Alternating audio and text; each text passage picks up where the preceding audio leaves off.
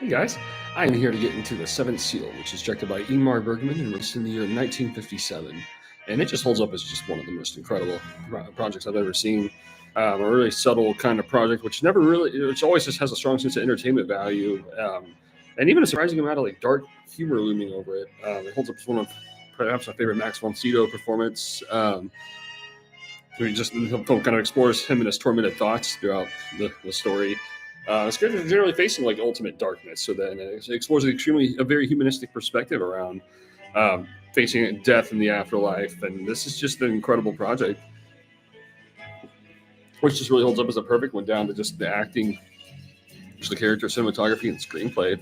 Um,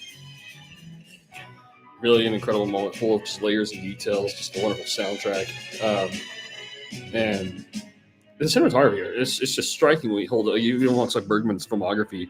This one just really holds up. I mean, it all just kind of portrays just a lot of just fascinating scenarios, very very thought provoking scenarios, in a very beautiful kind of way, very existential. It looks at just a lot of layered topics from a very fascinating lens, which just invites itself more with age. I find um, kind of shows death as an unstoppable force, and one that can make a person miserable, like too depressed and miserable and unable to move forward. This is kind of a film that just shows that characters kind of can move forward in those depths.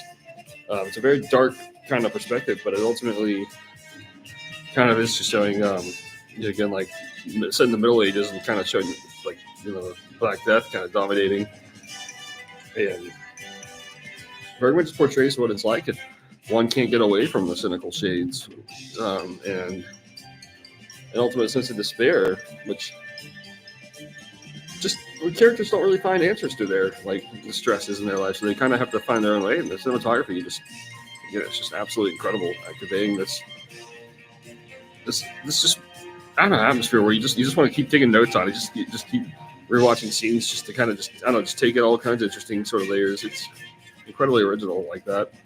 Um, and again, Von Sito's got to be my favorite because he just kind of is this wonderful depressed kind of character, and he just kind of stands out in this entire cast. Um, and it kind of just shows like different variety of different perspectives on just life and how everyone's on their own kind of fearful search, an never-ending search about one's existence, and it explores how nobody can really escape these these scenarios of death. Um, it can only be faced like with some contemplation, with some perspective, and and a little intimidation. Sometimes characters need in order to get a lot of these places. But this is just a really it's just a very symbolic kind of project. A lot of it's often kind of horrific even, um, and it just kind of explores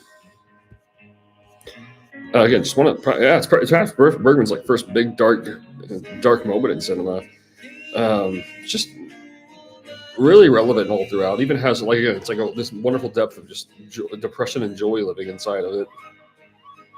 As